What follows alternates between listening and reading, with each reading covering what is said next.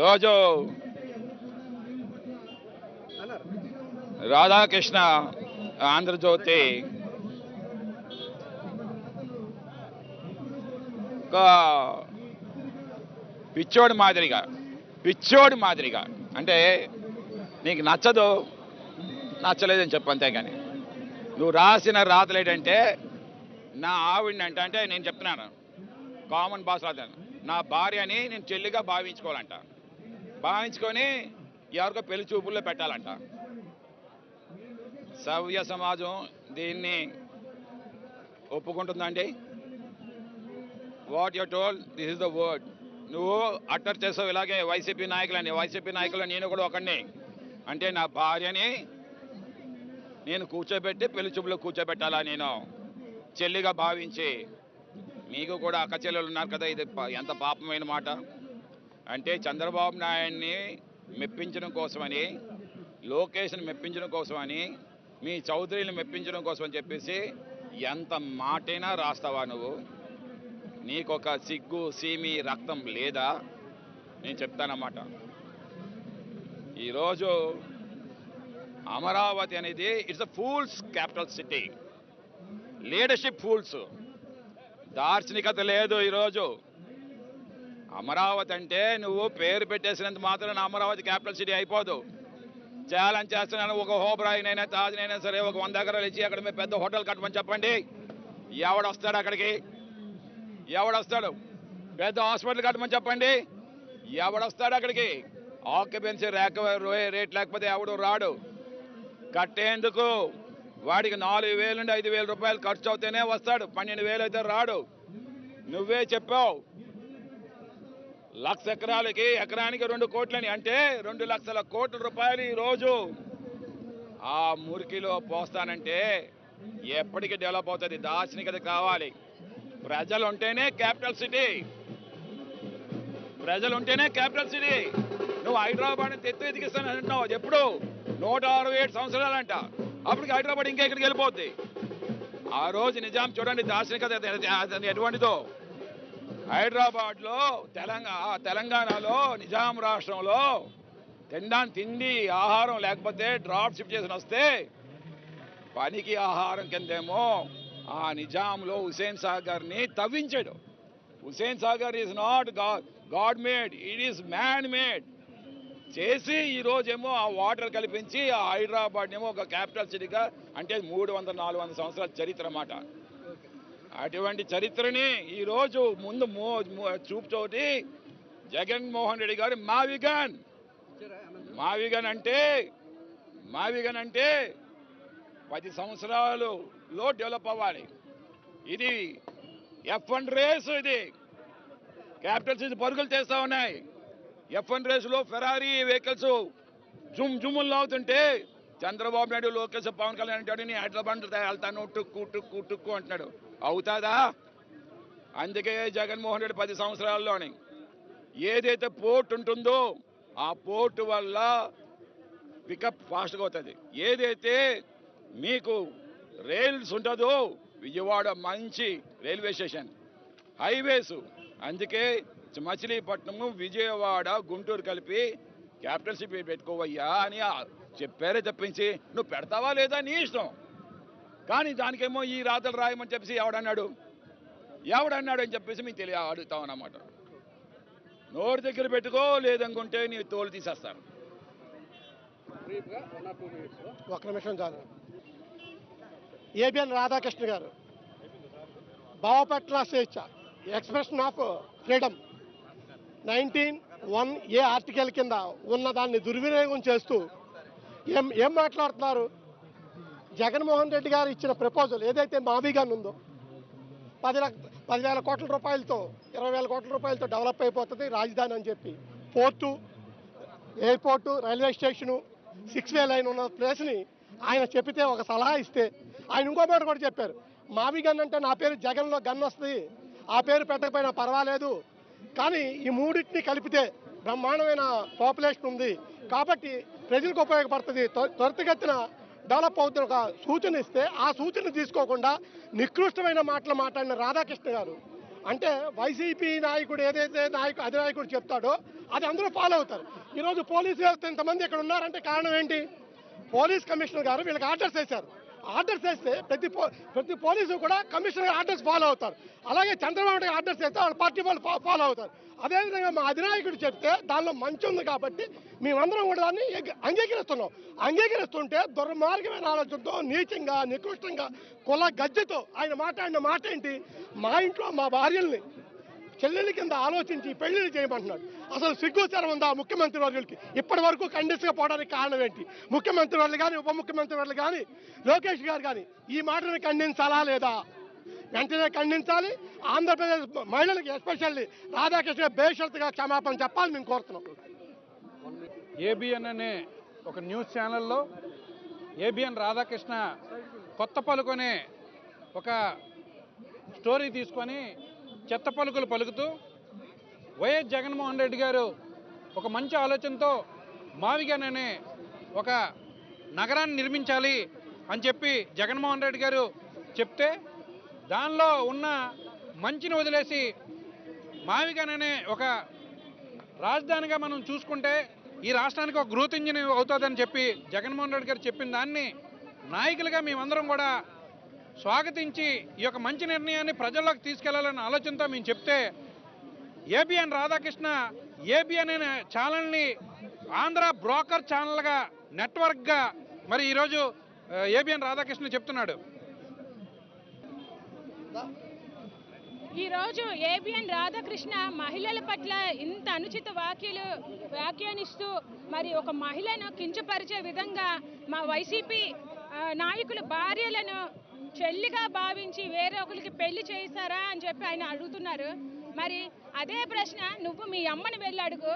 అమ్మ నాన్న నిన్ను చెల్లిగా భావించి వేరే ఒక ఆయనతోని పెళ్లి చేస్తే నేను పుట్టేనా అనే విషయాన్ని నువ్వు అడిగి తెలుసుకో ముందు. మరి ఈరోజు మహిళను ఇంత కించపరిచే విధంగా మాట్లాడే హక్కు నీకు ఎవడిచ్చాడు? నువ్వు ఎంత చంద్రబాబు నాయుడు తొత్తువైతే మాత్రం వెళ్ళి వాళ్ళ ఇంట్లో ఊడగం చేసుకో, వెళ్ళి వాళ్ళ ఇంట్లోని పాచి పనులతో సహా చేసుకో. అంతేగాని రాష్ట్రంలో ఉండే మహిళా నాయకుల తాలూకు భార్యలని అనే హక్కు నీకు లేదు. అసలు నువ్వు సైకిల్ మీద తిరిగినోడివి. ఈ విధంగా ఈ రోజు ఎలా వచ్చింది అంటే నువ్వు ఎంత మరి చంద్రబాబు నాయుడు గారు అయితే ఆయన మామగారిని వెన్నుపోటు పొడిస్తే నువ్వు ఆయనతో తొత్తువు కనుక నువ్వు ఆయన పక్కనే ఉండి పెన్నపోటుతో మరి ఈరోజు రాష్ట్రాన్ని అంతా పాడు చేసే విధంగా మరి ఆ రోజు ఎన్టీ రామారావు గారిని వీధిలోకి వచ్చే విధంగా నీ పెన్న రాతలతో ఈ రోజు ఇలా చేసిలేవు. అదే విధంగా అలాగే కొనసాగిస్తూ మరి మహిళల్ని కూడా కించపరుస్తామంటే ఇక్కడ చూస్తూ ఊరుకోవడానికి ఎవరూ లేరు. అందరికీ నమస్కారం. ఈరోజు ఏబిఎన్ రాధాకృష్ణ గారి యొక్క వ్యాఖ్యలు చూసాం. మొత్తం రాష్ట్రం అంతా కూడా ఉడికిపోయే పరిస్థితి వచ్చింది. ఒక ఇంగిత జ్ఞానం లేకుండా అజ్ఞానంతో మాట్లాడుతున్న వ్యక్తి అతను. మహిళలు కూడా టార్గెట్ చేసే పరిస్థితి మనం చూసాం. రాజకీయంగా అతను చేసేది ఏమీ లేదు, కానీ అతను చంద్రబాబు నాయుడు ఊడిగితో ఈవేళ సైకిల్ తొక్కున్న స్థాయి నుంచి ఈవేళ ఈ స్థాయి వరకు వచ్చినందుకు మరి ఈవేళ ప్రజలందరూ కూడా తగిన బుద్ధి చెప్తారని తెలియజేస్తున్నాం. ఆంధ్రజ్యోతి పత్రికాధిపతి రాధాకృష్ణ ఆయన ఏ విధంగా పైకొచ్చాడు అనేది అందరికీ కూడా తెలిసిందే. ఆయన తోటి జర్నలిస్టులందరూ కూడా రాధాకృష్ణ గురించి చెప్పే అంశాలు ఏంటంటే ఆయన అడ్డదారిలో బ్లాక్మెయిలింగ్ ద్వారా చాలామంది ఏం చెప్తూ ఉంటారంటే ఆయన తప్పుడు వ్యవహారాలు చేసి పైకొచ్చాడని అందరూ కూడా చెప్తూ ఉంటారు. ఇందాక పెద్దలందరూ మాట్లాడినట్టు రాధాకృష్ణ దగ్గర నుంచి మంచి రాతలు మంచి వ్యాఖ్యల్ని ఎక్స్పెక్ట్ చేయడం అనేది మన తప్పు. ఆయన దగ్గర నుంచి ఎప్పుడు కూడా మంచి ఎక్స్పెక్ట్ చేయక్కర్లేదు. ఆయన విధానమే తప్పుడు విధానం. ఆయన దారి అడ్డదారిలో పైకి వచ్చిన వ్యక్తి. కానీ ఈరోజు అమరావతికి సంబంధించి చర్చ జరుగుతున్న సమయంలో ముఖ్యంగా అమరావతి రాజధాని అనేది ఆచరణ సాధ్యమయ్యేది కాదు. అమరావతి అనేది చంద్రబాబు నాయుడు గారు ఆదాయ వనరుగా మలుచుకుని రాష్ట్ర ప్రజల సంపదనంతటిని కూడా పెద్ద ఎత్తున కొల్లగొడతా ఉన్నాడు. అమరావతిలో జరుగుతున్న ఈ స్కామ్ అనేది స్వాతంత్ర భారతదేశంలోని అతిపెద్ద స్కామ్ అని జగన్మోహన్ రెడ్డి గారు మాట్లాడుతూ అమరావతిలోని ఆ ప్రాంతంలోనే మనం రాజధాని అభివృద్ధి చేయాలనుకుంటే తప్పకుండా ఏదైతే మచిలీపట్నం పోర్ట్ నుంచి గుంటూరు వరకు మచిలీపట్నం, విజయవాడ, గుంటూరు ఈ 3 నగరాలని కూడా కలుపుకుని ఒక రాజధానిగా అభివృద్ధి చేస్తూ దాంట్లో మచిలీపట్నంలో ఉన్న ఎంఏని, విజయవాడలో ఉన్న విఏని, గుంటూరులో ఉన్న ఫస్ట్ 3 అక్షరాలను తీసుకుని మావిగన్గా మలుచుకోవచ్చు, లేదని మీకు నచ్చిన పేరు పెట్టుకోవచ్చు అని జగన్మోహన్ రెడ్డి గారు ప్రస్తావించడం జరిగింది. దాన్ని ఏ విధంగా ఎంత నీచంగా ట్రోల్ చేశారనేది మనందరికీ కూడా తెలిసిందే. ఈరోజు ఈ జగన్మోహన్ రెడ్డి గారు చేసిన ప్రతిపాదన గురించి పెద్ద ఎత్తున ప్రజల్లో చర్చ జరుగుతూ ఉంది. అది సరైన ప్రతిపాదన. నిజంగా ఆ విధంగా కనుక చేస్తే రాష్ట్రానికి అది ఒక గ్రోత్ క్యారెట్గా, గ్రోత్ ఇంజిన్లా పనిచేస్తున్న ప్రజలందరూ కూడా చర్చించుకుంటే అది చూసి వారవలేక చంద్రబాబు నాయుడు డైరెక్షన్లో జగన్మోహన్ రెడ్డి గారు కానీ, జగన్మోహన్ రెడ్డి గారు వెన్నుంటున్న నాయకులు కానీ భార్యలకు మళ్ళీ పెళ్లి చేయమన్నా చేస్తారు, చెల్లెల్ని భార్యలుగానే భావిస్తారనే విధంగా అర్థం వచ్చే విధంగా మాట్లాడటం అనేది అహంకారానికి, పొగరికి, పిచ్చికి, పరాకాష్ఠకి నిదర్శనం. ఈ ఆంధ్రజ్యోతి రాధాకృష్ణ ఆ పిచ్చి పరాకాష్ఠ తగ్గించుకుని ఈ రాష్ట్ర ప్రజలందరూ కూడా క్షమాపణ చెప్పాలని డిమాండ్ చేస్తూ ఈరోజు వైఎస్ఆర్ కాంగ్రెస్ పార్టీ ఆధ్వర్యంలో ఈరోజు ఆంధ్రజ్యోతి కార్యాలయంలో నిరసన కార్యక్రమం చేపట్టడం జరిగింది. రాధాకృష్ణ గారిని ఒకటే డిమాండ్ చేస్తున్నాం, నువ్వు ఏ విధంగా అడ్డదారిలో పైకి వచ్చావో, ఏ విధంగా అసాంఘిక కార్యక్రమాలు చేసి పైకి వచ్చావో, గతంలో రాజ్యాంగబద్ధమైన ఉన్న వ్యక్తుల్ని లోబరుచుకుని అమ్మాయిలు ఎరవేసి సీసీ కెమెరాలు పెట్టి, దొంగ కెమెరాలు పెట్టి ఏ విధంగా వాళ్ళని బ్లాక్మెయిల్ చేసి ఈరోజు ధనార్జన చేసి ఆంధ్రజ్యోతి పత్రిక అధికమైపోయావో మీ చరిత్ర అంతా కూడా రాష్ట్ర ప్రజలకు తెలుసని అందరూ కూడా చర్చించుకుంటూ ఉన్నారు. కాబట్టి ఇప్పటికైనా వ్యాఖ్యల్ని వెనక్కి తీసుకుని క్షమాపణ చెప్పాలని డిమాండ్ చేస్తున్నాం. ఏబిఎన్ ఆంధ్రజ్యోతి రాధాకృష్ణ చేసిన వ్యాఖ్యల మీద వైఎస్ఆర్సీపీ మహిళలు తీవ్ర స్థాయిలో మండిపడుతున్నారు. చెల్లికి తల్లికి తేడా లేకుండా రాతలు రాయడాన్ని తీవ్రంగా తప్పుపడుతున్నారు. రాధాకృష్ణ రాతల మీద మనతో మాట్లాడడానికి వైఎస్ఆర్సీపీ మహిళా నేతలు. మేడం చెప్పండి, పత్రిక మహిళలకు ఒక గొప్ప ప్రాధాన్యత ఉంది, అలాంటి మహిళలు. అందరికీ నమస్కారం. మరి ఈరోజు ఇంత పెద్ద ఎత్తున విశాఖపట్నం, అనకాపల్లి జిల్లాల నుంచి వైఎస్ఆర్సీపీ శ్రేణులందరూ కూడా ఏబిఎన్ కార్యాలయాన్ని విశాఖపట్నంలో మరి ముట్టడించి తమ నిరసన తెలియచేయటం మనందరికీ కూడా చూస్తూ ఉన్నాము. ఇది పెద్ద ఎత్తున ప్రజలందరి తాలూకా వాణి ఇదంతా కూడా వినిపించారు వైఎస్ఆర్సీపీ. ఎందుకంటే ఇది ఒక్క వైసీపీ అని కాదు, మహిళా లోకాన్నే కించపరిచే ఈ వ్యాఖ్యల్ని వెంటనే క్షమాపణ చెప్పాలని మీడియా ముఖంగా కానీ, పత్రికా ముఖంగా కానీ ఏబిఎన్ రాధాకృష్ణ గారు మరి దీనికి క్షమాపణ చెప్పాలని మహిళలందరూ కోరుకుంటూ ఉన్నారు. ఒక అధినాయకుడి మాట శిరసా వహించటం అది ధర్మం, శిరసా వహిస్తాం మేము. దానికి ఈ కంపారిజన్ ఏంటి? మరి భార్యను కూడా చెల్లి అంటే చెల్లి అనేస్తారా? పెళ్లి సంబంధాలు చూస్తారు మహిళ, అది చాలా చాలా పొరపాటు మాట. ఇవాళ దేశమంతా మహిళా బిల్లు మీద మాట్లాడుకుని మహిళలందరూ సగర్వంగా తలెత్తుకొని చట్టసభల్లో కూడా మేము అడుగు పెడతాం. 33% రిజర్వేషన్ చట్టరూపం దాల్చింది. అది వైసీపీ పార్టీలో కూడా అధికారంలో ఉండేటప్పుడు మేము కూడా పార్లమెంటు సభ్యులుగా దాని మీద మన వైసీపీ పార్టీ తరఫున ఆమోదం తెలిపి అనేక సూచనలు కూడా చేసి 50% చేయాలి, అందులో బీసీ మహిళలకు కూడా స్పెషల్గా కోటా ఇవ్వాలని చెప్పి పార్టీ తరఫున మాట్లాడి వాళ్ళందరూ కూడా ఎంతో సంతోషంగా ఉన్న తరుణంలో ఇప్పుడు అంతా కూడా డిస్కషన్ 2029 ఎలక్షన్స్లో, డీలిమిటేషన్లో, పెరిగే అసెంబ్లీ ఎలక్షన్స్లో, పెరిగే పార్లమెంటు సీట్స్లో అందరూ కూడా ప్రాతినిధ్యం వహిస్తామని మహిళా లోకం సగర్వంగా తలెత్తుకున్న టైంలో ఇవాళ మహిళలను ఉద్దేశించి మీరు ఈ మాట మాట్లాడటం అనేది చాలా చాలా హేయమైన, మరి మీ మానసిక స్థితి ఎలా ఉందో ఒకసారి చెక్ చేసుకోవాలని ఏబిఎన్ రాధాకృష్ణ గారికి మరి విశాఖపట్నం, అనకాపల్లి జిల్లాల మహిళలందరి తరపున వైఎస్ఆర్సీపీ పార్టీ తరపున కూడా తెలియజేస్తూ ఉన్నాము. ఎందుకంటే మరి భార్యని చెల్లితో చూడటం ఏంటి, సంబంధాలు చూడటం ఏంటి, ఏమి ఉపమానం అది, ఏమి వ్యాఖ్యానం అది, ఏమి భాష అది?